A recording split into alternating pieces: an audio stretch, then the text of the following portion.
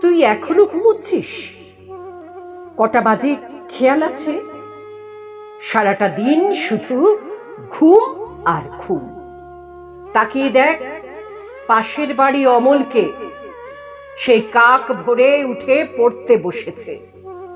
দেখেও তো শিখতে পারিস। একদিন ঠিক দেশের মুখ উজ্জ্বল করবে।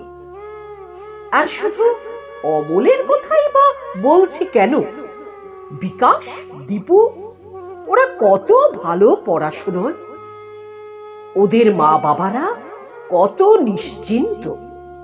আর তুই, তোর দ্বারা কিচ্ছু হবে না, তোর দ্বারা কিচ্ছু হবে না। তোর ভবিষ্যৎ একেবারে অন্ধকার। কত স্বপ্ন, কত আশা ছিল তোকে নিয়ে।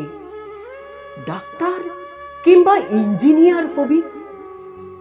গর্ব করে বুক ফুলিয়ে বলবো, আমার ছেলে মস্ত বড় ডাক্তার কিংবা মস্ত বড় ইঞ্জিনিয়ার। জল ঢেলে দিলি আমার স্বপ্নটাতে। মাধ্যমিকের শেষে 3rd ডিভিশন।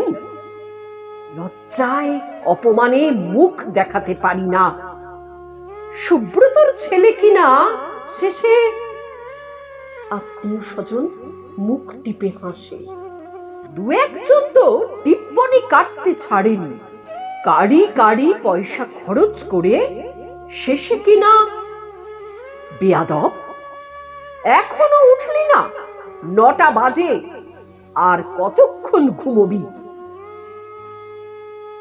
বাবা, তুমি সত্যি করে বলো তো, আমি যখন খেলার মাঠ থেকে বেস্ট প্লেয়ারের কাপটা নিয়ে আসি, আমি যখন কবিতার মঞ্চ থেকে আর একটা পুরস্কার নিয়ে আসি, রাত বিরেতে তোমারই কোনো বন্ধুর অসুবিধায় পাশে গিয়ে দাঁড়াই, তোমারই কোনো আত্মীয়র জন্য আমাকে অ্যাম্বুলেন্স ডাকতে হয়, শ্মশানের মাচা বাঁধতে হয়, তখন অমল, দীপু ঘুমায়, ওরা সবাই ঘুমায়।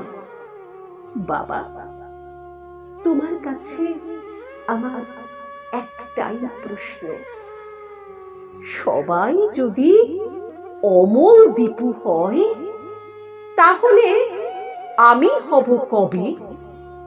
সবাই যদি অমল, দীপু হয়, তাহলে আমি হব কবে? আমি হব কবে? কবে?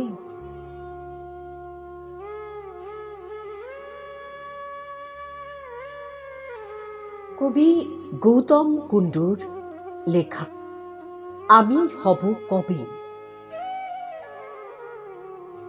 স্বরাঙ্কনে আমি মুনমুন চক্রবর্তী সেন।